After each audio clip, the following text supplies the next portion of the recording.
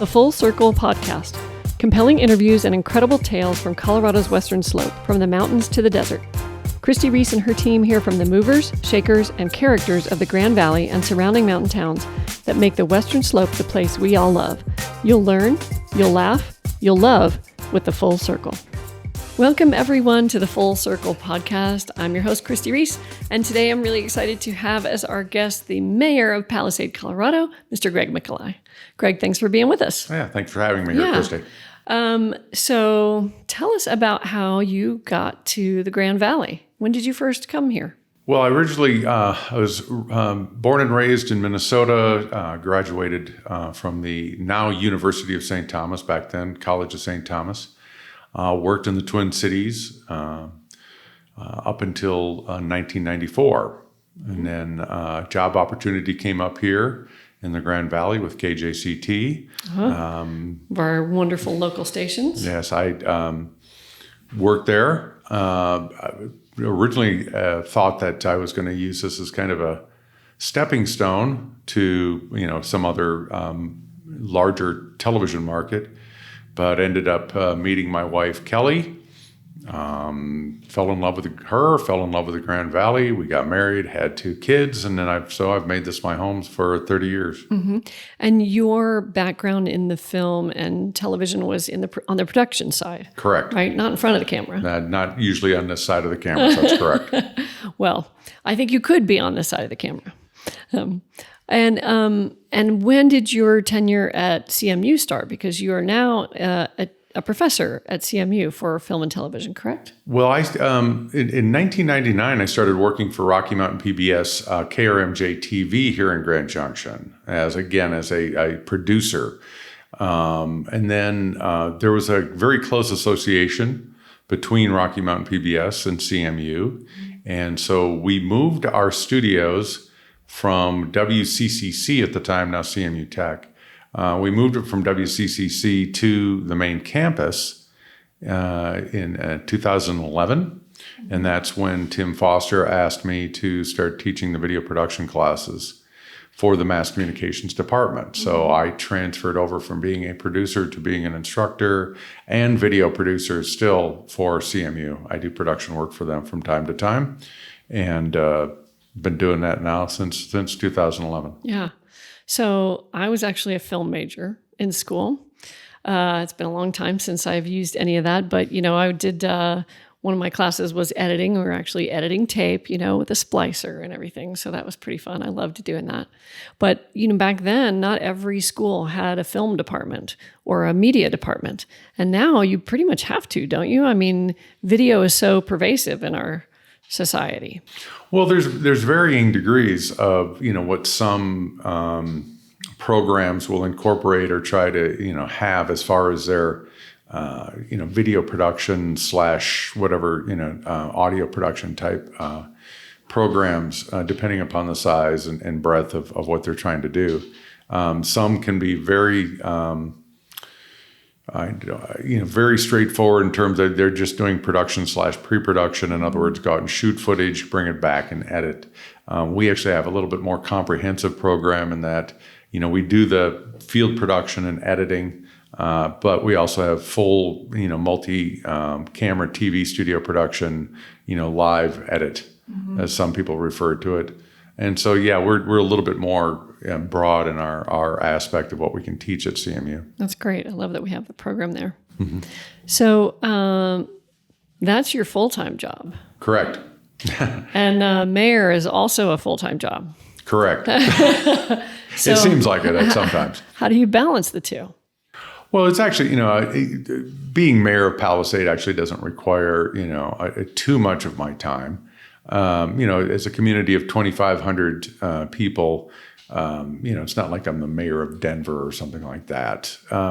Also, we have a very good staff. I mean, between, Janet Hawkinson as our town manager, and then those people that work, directly, to, answer to her, I think we have a great staff. And so, they bear most of the burden of town operations. Mm-hmm. My job is primarily to help the board set policy, set direction, and then as mayor, I guess I'm kind of the front person for the town. And when you first came to the Grand Valley, did you start living in Palisade, or did you migrate that way? And how did you come to love that community so much? Well, I first moved here and lived in Clifton, and then, I met my wife, who later to be my wife, Kelly, and she was living in Palisade, and so that's just where we set up our home. Mm-hmm. And when did you decide that getting into politics might be a good move for you? I don't know if it was a good move. It was. We think it is. We think it is. I don't know if it was a good move. What ended up happening in and this is always kind of an interesting, because I got into it almost by mistake or almost accidentally in some ways. So in 2009. The Grand Junction Daily Sentinel ran an article stating that there weren't any candidates for District E for the school board. Now, I knew about the school board, and I'd had friends and other, involvement with people who had been on the school board over the years, but I'd never thought about running for it for myself. Well, District E is Palisade and quite a bit of Clifton. But anyway, there weren't any candidates. At the time, Leslie Kiesler and Harry Butler were running unopposed in their districts. And I think those would have been then C and D, but there wasn't anybody running in E. And I said, okay, I talked to Kelly and he said, our sons are in school. One would have been in still elementary. The other one was in middle school. We want to set an example for them that, if you want things to change or be better, you need to get involved. Mm-hmm. And so with that in mind, I threw my hat into the ring. We talked it over and said, yeah, okay, I'll run for the school board. So we went from 0 candidates to 3 because of the article. So there ended up being 2 other candidates, but I prevailed in 2009, was elected to the board. Was reelected in 2013. I did serve as the school board president for 4 of those 8 years. Mm-hmm. And then when my was term limited in 2017, a good friend of mine in Palisade, Rick Fox, talked me into running for the town board. And so I ran for the town board in 2018. And then my good friend Roger Granite, who was at the time mayor, was term limited. So he talked me into running for mayor. So I keep getting kind of talked into some of this. However, I did get even with Rick Fox because I talked him into running for the town board this year, and he was elected as a board of trustees member. Perfect. Well, when you were on the school board, did you find it more work than you expected, or about what you expected? I mean, I think it's a huge commitment to get on a board like that. There was a lot of consequences. There was, it's interesting because it was the involvement tended to be in clumps. So, my time, tended to be in clumps in terms of how much time I had to put into being a board member. Come June and July, you wouldn't even know there was a school board. Hardly anything was going on. Then, of course, school was out. Then you'd start getting into some of the budgeting issues, and that took some time as we would go in October and November. Then once you hit January and February, there wasn't much going on. And then you'd start getting into the MVA negotiations portion of the year. And so, yeah, your time involvement had a lot of, kind of hills and valleys of it. So, And how did that differ once you became a town trustee? Again, the involvement as a trustee member or as mayor, again, tends to be fairly, up and down. Right now we're in the budget process, so, there's a little bit more involvement at this point. But again, I think once we get into, December and January, it dips off quite a bit. And the summer months tend to be a little slower, so I'm not nearly as called upon to spend my time doing town business. Mm-hmm. For those people that think they might want to get into a government position, what do you think makes a good town trustee? What do you think the qualities are that somebody needs to be thinking about? I think the first thing is to really evaluate your own reason why you want to be a board of a trustee, or actually to serve on any board, whether it be school board, whether it's a city council or a board of trustees, anything like that, a county commission, planning commission, any of that. What is your motivation? If your motivation is self-serving, then you're not going to be a good board member. If you're doing it because you're trying to get something out of it for yourself, whether it's you're basically just trying to stroke your own ego, or maybe you have some agenda that's going to benefit you personally, you're not going to be a good board member. Yeah. And you're going to find that you're going to have a lot of frustration and conflict. And so that's the first thing I think anybody considering getting into some type of municipal involvement or municipal government or governance, they really do. They need to first really sit down and evaluate, why am I doing this? Agree. If you can say, I am doing this for the betterment of the community, the betterment of the people that I live with, then yes, you should get involved.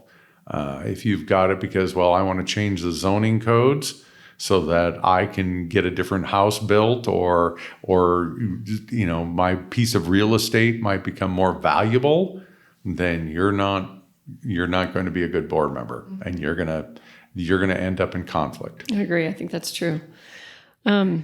So as you're in your second term as mayor now, correct. What do you think are the biggest challenges facing Palisade now? And we'll talk about successes too, but what are you facing right now that you're working on?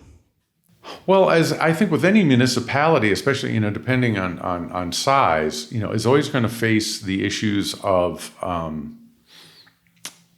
infrastructure. I was speaking with somebody here the other day, and I stated quite clearly that the main function of a municipality, town, city, whatever it is to provide services to its citizens, and that is streets, water, sewer.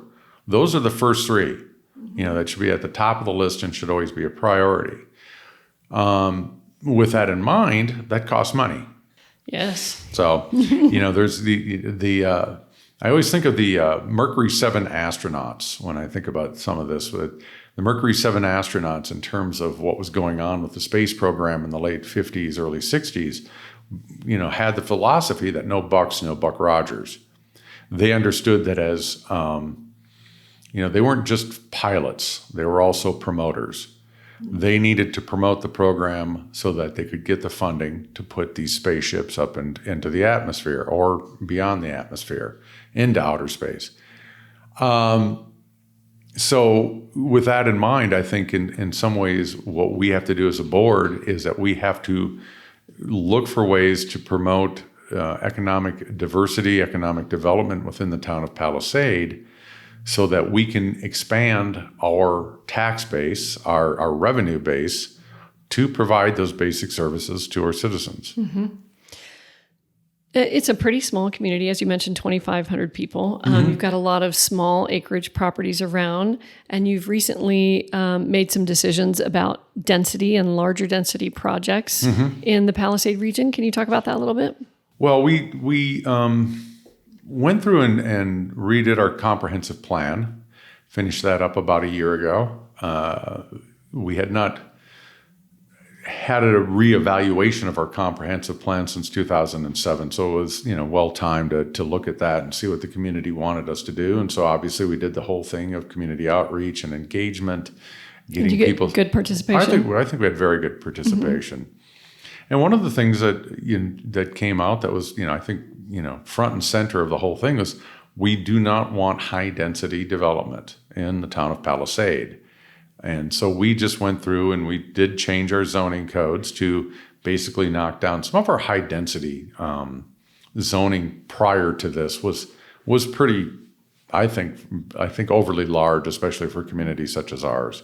So I think it was well timed that we looked at that, reevaluated, and got the density into the to the realm that the town wanted. Because a lot of people felt that those kind of high density projects might change the character of your community. and that's what really came out within the comprehensive plan, was just how important it was to maintain and preserve the personality and character of the town of Palisade. We are a small town, and we want to remain a small town. Obviously we like our festivals. We recognize at times that sometimes the festivals can be a burden, but they are an economic driver for what happens in the town. We are most of our economic, progress, I'll say, or our where we derive a lot of our revenue for infrastructure is from tourism. Whether it's somebody coming in for the festivals, whether it's somebody coming in for the fruit, coming in for peaches, whether they're coming in for the wineries, whether they're coming in for some kind of outdoor activity, Palisade plunge or something like that, or just enjoying the river, or enjoying just the area. They do tend to a lot of that the revenue that we derive through our sales tax is from an outside source and from tourism. Mm-hmm. And how do you continue to grow economically in such a small town when you don't have a lot of development potential? I did read that you were thinking about some light industrial opportunities for the region. Well, I think the one thing that I've been trying to, stress, for my own opinion, I will say that, and again, this is something when you're working with a board of 7 people, I am just one board member, one opinion out of 7. We need to come to a consensus of what we think is best for the town of Palisade. And in my own opinion, I think we need a little bit more economic diversity. Mm-hmm. I think we're a little too dependent on tourism. What ends up happening is about you get into end of November, beginning of December, and all of a sudden your business just dies off. Mm-hmm. And then if we talk to the restaurant owners, and again, I try to keep in touch with them or try to talk about how things are going. They'll tell you that January and February there's hardly anything going on, mm-hmm. and then things start picking up again, starting somewhere middle of March, maybe beginning of April. Things will start picking back up again. Well, that means that for at least 25% of your year, you don't have a very strong economic base, and so I think I've been trying to see, or hopefully get some opportunities for a little bit more economic diversity. We do have some places where light industrial or some other type of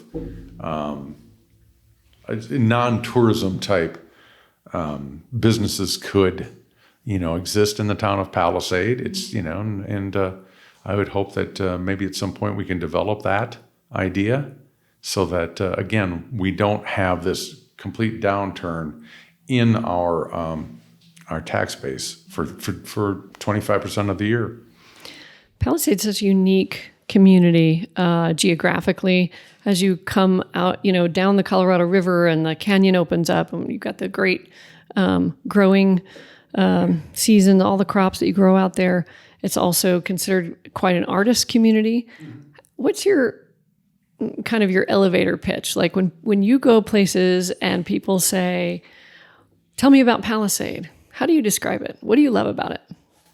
I love I do love the character and personality of Palisade. I love that it is a small town, but it's a small town with big opportunities. I grew up in a small town in southern Minnesota, a small farming community, and same size, 2,500 people. And, you would go into my hometown on a Friday night and basically they have rolled up the streets, and it didn't matter what time of year. I think we had one restaurant that was sporadically open, I'll put it that way. You did not have the distilleries or the wineries or the brew pubs like we have in Palisade. So, it's interesting for me to see kind of that difference that Palisade presents in that. We've got some very good restaurants. Yes, in excellent. Palisade. I mean, and again, I'll probably somebody's going to get mad at me from not. They're going to think I'm skipping them, but I'm going to try. So you have Pesh, Yeah. Fidel's, Yeah. 357, Fantastic. 13 bricks. Yeah. And somebody's going to get mad because I'm probably forgetting somebody as far The as Wine Country Inn. you've got the Wine Country Carolyn's at Wine Country Inn. Great pies right there on the corner, and pies up in East Orchard Mesa. East Orchard too. Mesa. Ooh. And again, you've got a Slice of Life. Yeah, Slice of Life. Such a good bakery. That's with Mary Lincoln with that. She does. She's been doing that for as long as I've been there, and she does a great job. So that berry cup that they have is really good. So, and along with that, yes, you have the brew pub, the distillery, which is like a nationally award-winning distillery with their brandy and their vodka. You have again the wineries. I mean, so you have all of this activity and all of these interesting aspects of Palisade for a town of 2,500 is very quite remarkable. And yet we're not. You look at something like a Ouray, and how Ouray economy works and what because they're extremely tourism driven and fairly seasonal. Although the ice park has given them a pretty decent winter season. Yes, but I remember going into Ouray on New Year's Eve. For one time, my wife and I went. Well, we're going to go to Ouray and stay there for New Year's Eve. One time, and you would have thought that there was only 6 people in the entire town. Yeah, and again, it's interesting how things like that work. Whereas Palisade, even though we do have a down season because of some of the attractions of the restaurants. I mean, people come in from Fruita and Grand Junction to go to some of these restaurants or to come out to the pub. It's a unique situation in Colorado because many of our small towns are so remote, and Palisade retains that small town feel, and yet you have a pretty big population to draw from. I love to go out there for a meal or just an afternoon or the farmer's market. Yeah. Wonderful. Oh, yeah. And of course, we're in the midst of farmer's market. I was just there yesterday, and I think there must have been at least close to 3,000 people out there. Popular. Of course, the peaches are now available, and so I think you have just people showing up from all over the state or even Utah, whatever, and they're coming in to buy peaches. And so we had just a very large throng barely move there on Main Street and 3rd at times because just the number of people that were coming in and enjoying the farmers market. The fact that farmers market is has consistently rated in like the top 10 nationally. Has it really? Oh, I didn't realize that. Oh, yes. We've actually, like USA Today poll, there's one time we finished 3rd, another time we finished 7th. There's a couple other polls where we finished in the top 10. So, and then of course we've got the Best of the West coming up, and we're nominated, we're placing, how that goes with, they okay, yes, you're going to get at least 3rd place. So, and that's been consistent for years now. Well deserved. I mean, when I go out there, I get some kettle corn and some tomatoes and some berries and some earrings and some clothes. I mean, you can get a little bit of everything. It's really wonderful. Well, Serafina does a great job, with that. I mean, she has it very well organized, very well set up, so that people just have a very good experience with the whole thing. And I can't say enough about how well she's done. And again, that gets back to, it's easy sometimes being the mayor of Palisade because staff is doing all the work. People are just patting you on the back. Yeah, they want to credit me with it, but it is people like Serafina or with our festivals and what Troy Ward does in terms of setting up Riverbend Park so that those festivals can really thrive. And so we just have great staff out there, and so again it's easy to do. Well, that's what it takes is a good team behind you, but a good leader as well. So we said we're going to talk about some successes. So obviously your festivals, you have Peach Festival, Wine Festival, Bluegrass Festival, Lavender Festival, Honeybee Festival. We have we do the old-fashioned Christmas. We do that, in the beginning of December. We have a lot of different activities like that. But again, we try to make sure that we balance that out so that the local population doesn't feel like they're overwhelmed with festivals all the time. You can get a little burned out on it, and you can burn out your staff. So, several years ago, we made an effort to really look at the calendar and say, okay, these are weekends when we know we're not going to do a festival. We're not going to have anything going on. Keep it open. keep these are, we blackout dates, I guess you would call it. So we went through and said, okay, we're no festival this weekends and that type of thing to really, make sure that A, we don't burn out the citizens, and B, we don't burn out the staff. Mm-hmm. I know I talked to Matthew Bremen from who's the mayor in Fruita, and we talked about something similar, and that it was really important to address the needs of the citizens first, and then the tourists. Because if nobody wants to live there, what kind of community do you have? Well, and again, it is you have to strike a balance with it. We have to recognize that the festivals are important to us because they are an economic driver.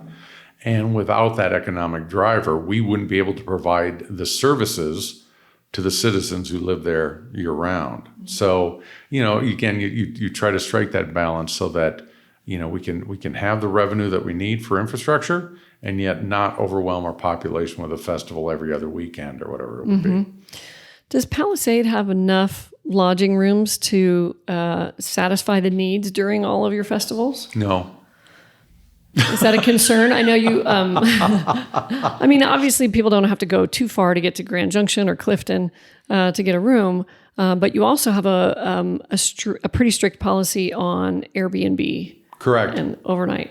Oh, yeah. So, we do have a limit of 20, VRBOs, only 20 should be our license or permitted to operate within the town limits. We have Wine Country Inn and Spoken Vine, and those are great. Wonderful, motels and hotels. But again, I think we could use more rooms. But again, I would like to see it in terms of like a boutique motel or /hotel, something that isn't like one or two people, but something that can accommodate maybe more like 15 to 16 rooms. And there's a couple of locations that could be viable, that would work really well for that. It's just somebody who needs to just take a look at it and say, yeah, this will be a very good business opportunity to come in and build something like this. There's a couple of locations up at the interchange of exit 42. There's a couple of other ones out on the highway, just on the outskirts of town. I think there's a lot of opportunity in those lines. Just somebody has to pull the trigger on it and decide to do the investment. Okay, listeners, viewers. Yeah, there's a business opportunity there. So, other successes. How about your state of your healthcare facilities in Palisade? Well, we're very proud of the clinic that we completed about a year and a half ago. That was a great partnership between Community Hospital and the town of Palisade. How that came about is, I've known Chris Thomas and worked with him on many things over the years, and he gives me a call and says, hey, Greg, now that you're mayor, this might be a good opportunity to talk about trying to start a clinic up, because we had not had direct medical services in the town of Palisade since about 2002. When Dr. Hoisington closed up his clinic in Palisade and moved his operation into Clifton. And then from there, he moved it from Clifton to the clinics on 28 and a half or quarter road. So, it had been, 20 years. And Chris Thomas saw an opportunity to benefit the community and benefit Community Hospital by starting a clinic. And so we kind of drove around, and we had the old high school, the Palisade High School was there. And he said, well, what would it take to tear that thing down? I said, well, you think about remodeling? And he said, no, I think we'd want to tear it down and try to use that property. Was it occupied at all at that time? No. The only thing that was ever in use was a gymnasium. Mm-hmm. So the story behind that, and it's always kind of interesting how things can come back to bite you. one of the first things that happened in 2009 when I was elected to the school board was Steve Schultz, and I'll blame him for this, the superintendent at the time. He came up to me and said, "Hey, Greg, the school district is thinking of selling the high school in Palisade, the old high school, to the town." And I said, "For how much?" And he said, "For $1." And I said, "We're getting the best out of that." Knowing the state of that, that asbestos, old, the building and everything that was going on. It was interesting because my stepson actually utilized that as a middle school at one point. He went to 6th grade. They were so crowded in Mount Garfield Middle School, they had to find another location. So what they did is they had 6th graders going to the high school. It was very interesting. He just had to go across the street to go to school every day. Anyway, so we sell the high school to the town. The town, a couple of years later, invested close to $1 million to renovate the gymnasium. Beautiful renovation. But of course, there was the other parts of the building that you just couldn't use. It was walled off, so you couldn't even hardly access them. So when this came up with Chris, we looked at what it would take, and it cost us like $1.8 million to tear down and remediate the asbestos of what we kind of called the 24 wing and then the 48 wing. Because those parts of the original wing was built in 1924, and then in the 30s, part of the WPA and CCC programs, that's when they built the gymnasium. And then later on in 1948 is when they built the part of the high school that paralleled 7th Street. Mm-hmm. So we looked at it, and it cost $1.8 million. But fortunately to build the actual clinic, we received $1 million from the, I guess it would be part of that Build Back Better program. Senator Bennett put that in as part of the targeted spending, or I can't remember the phrase they actually used. Yeah. And so Senator Bennett was able to procure $1 million for us for the building. And then the county was able to procure $1.5 million. So we built it for $2.5 million, and then now we lease it to Community Hospital. And it's been a very, it's a productive use of a site that we just didn't know what we were ever going to do with it. And so it has really turned out to be a great opportunity and a great benefit to the town of Palisade. And wonderful. Chris Thomas, he updates me every now and again on how things are going, and he says things are going great. Good. He loves having that clinic out there. And it's a good-looking building. I haven't had the chance to go inside, but it sure looks nice. It is very nice. In fact, I just had a doctor's appointment there recently. It's beautiful inside and out. Another great success under your tenure has been bringing fiber to Palisade. Correct. How did you get that accomplished? Well, we had two of our board members really, kind of took the burden and really tried to run with it. And that was Ellen Turner and Nicole Maxwell. Really wanted to kind of lead, the efforts to do that. And so they were making contacts at the state level. They were going to different conferences and meeting people and finding out, what was available, how we could do it, and what would be the best way to do it for the town of Palisade. And so we have, through their efforts, we started a partnership with Region 10, and Region 10 does the fiber for Delta and Montrose counties. And so they're, very, efficient and proficient in the fiber business. We were able to procure some grants from DOLA, Department of Local Affairs. Mm-hmm. We want to thank Dana for that one. Mm-hmm. And so we were able to get the money and get the efforts put together to install fiber throughout the community. Excuse me. So with the grant money in Region 10, we were able to build our middle mile from the interstate through to our, what's they call the carrier neutral location. And that isn't lit up yet. We're actually, Deeply Digital and Clear Network. So Deeply Digital did the infrastructure of the middle mile and some of the other infrastructure. And then kind of their sister company, Clear Networks, finished the last mile of the fiber in town. Right now they have a contract with a different entity providing the internet service. But once that fiber is lit up along the interstate and connects in at exit 42, then we'll actually be using CDOT's fiber for our internet services. Okay. So Clear Networks and Deeply Digital did a great job, and they put in that fiber, and they did it in a hurry, and I've got it. Wonderful. And I think we're the only one of two small communities in Western Colorado. Us and Eagle are the only ones who have fiber. Mm-hmm. So we love it. That's great. Great for business, and it's just great for the citizens. Yes. It's interesting running for mayor for my second term. When I ran the first term, that's when COVID was there, so I couldn't really get out and canvass and do the electioneering the way I would like to. But this time around, I was able to get out, knock on doors. I think I knocked on just about every door in Palisade running for re-election. And I, got to talk to people and learn what, and it's always nice to do that to get a better idea of how the community is going. And it was interesting how many people actually were working out of their homes and really enjoyed or really were appreciative of that fiber coming in. Because with our economy today is so dependent upon communication and being able to interface, over vast distances, and fiber helps that a ton. Yeah, amazing. Great job.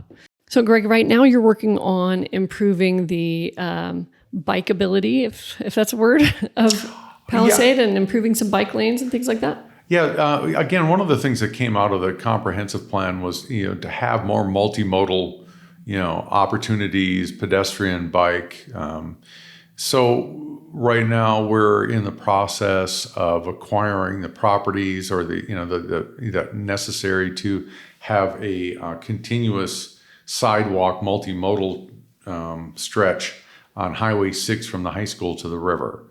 And so right now it's completed up to around Lincoln or Logan. And then once we get this last aspect, then we'll be able to complete it. So we'll have it, all the way up to the high school. Mm-hmm. We're also working on doing, more a nice multimodal pathways from exit 42 all the way down to the highway along Alberta. Mm-hmm. And that'll actually be on both sides. So it's a big project. It's about $1 million, but it's well worth it to give those opportunities. Again, that's one of the main functions of a municipality is that type of infrastructure. And any other projects that you're working on right now? You've got 2 years left in your term, is that 4. right? Oh, you just started. That's right. I just got reelected. That's here. Right, 24. So 3.5. We'll say 3.5 years. The big thing that we're working on, and this has been a project that I was introduced to coming in as a board member in 2018, and that was our wastewater hookup with Clifton Sanitation District. Mm-hmm. Due to CDPHE, requirements and restrictions and regulations, our open lagoon system is no longer viable for treating wastewater. So I came in 2020, and I think that's really about the only true agenda item I had in 2020 is we have to find a solution for our wastewater treatment. We knew that we would have to decommission them by 2027. The best and really the only viable option for us was to create this pipeline of about 5.5 miles going from the town of Palisade into Clifton Sanitation District. It's a big project. We're in the process there of design. I think we're at about 30 or 40% of design. We are acquiring the easements and right-of-ways that we need. And I myself hope that by fall of 2025, we will actually start construction on it and complete, depending on which engineer you talk to, somewhere late 2026, early 2027. That would be great. I mean, obviously that's, it's not the shiny thing, but it's one of the most important things, right? And again, it's about providing the basic services that citizens need within a municipality. Water, sewer, streets. Well, I think anybody that lives in the Grand Valley feels an affinity for Palisade, whether you live out there or not. Both my kids went to Palisade High School, and I kind of feel like I'm a resident there in a way. I loved going out there all the time, and it's just a beautiful place to live. And I love the collaboration that the three communities in our valley are having. I think you all have spoken about that a lot, how you all have different personalities, but you all collaborate so that everyone's successful. Well, one of the things that I've actually kind of been trying to promote again in terms of economic development is I think we need to look at it as a whole and not as the parts. You have Fruita, you have Grand Junction, you have Palisade, you have unincorporated Mesa County. Mm-hmm. You got 4 elements here within the Grand Valley. And so if we look at that as all like a cohesive community and how something that benefits Fruita also benefits Palisade. Yeah. What benefits Palisade benefits Grand Junction. What benefits Grand Junction benefits Mesa County. All of it. We're all intertwined. We all kind of work here together. And so I in some ways, I almost prefer the phrase as opposed to Palisade or Fruita, or I almost prefer to use the phrase Grand Valley, and that we are a part of the Grand Valley community. And it's also gets to that idea of economic development. And, when we look at where some of our economic development occurs within the Grand Valley, I think it's almost becoming a little too centralized. And if we aren't careful about how that works, at some point, that perimeter around that centralized, economic development is going to start to suffer some detrimental effects to its infrastructures. And so again, we have to realize that a lot of just the tourism alone, and if you talk to anybody involved with, economic development and economic well-being of the Grand Valley, will tell you that tourism is a big part of that. More and more all the time. More and more all the time. And that means Fruita and Palisade quite extensively. Fruita's got the great bike, mountain biking out there. Palisade has got the fruit, the wine. We all have, the river, for all intents and purposes, begins outside of Palisade and ends, near Loma. Uh-huh. We'll go to Loma. We'll say that before it, hurries off to Utah. So, when you look at it, we are all part of that. And if the infrastructure of that perimeter, Fruita or Palisade or, more outlying areas of unincorporated Mesa County, if the infrastructure of those parts of our overall community start to deteriorate, at that point, it's going to start affecting tourism. Because I will put it sometimes a little more colorfully than I'll do here, nobody wants to visit a crap heap. I put it a different way. I'll let you fill in that blank.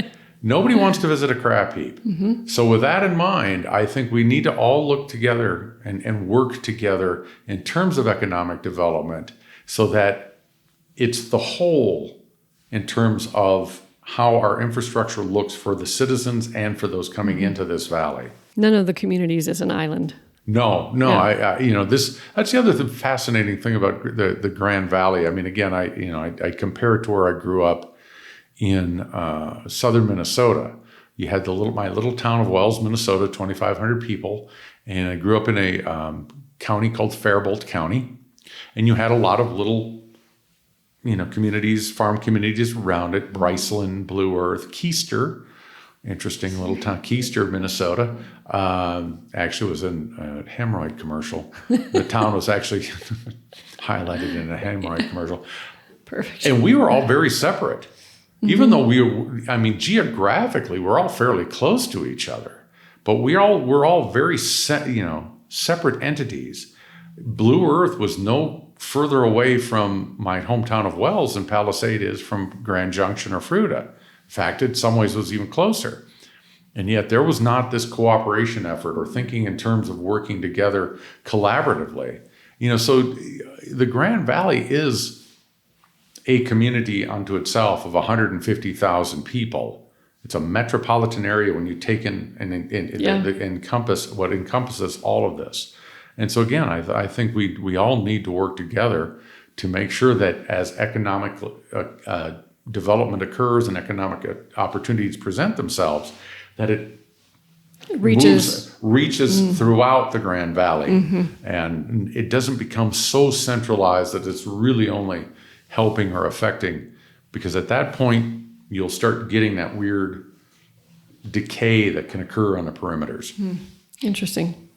Thank you for that perspective, Greg. Appreciate it. Well, yeah. We'll see if actually anybody listens to that one. I think they will. I'm always pleasantly surprised how many people tell me they're listening and watching. So really happy to have you here today and talk about Palisade.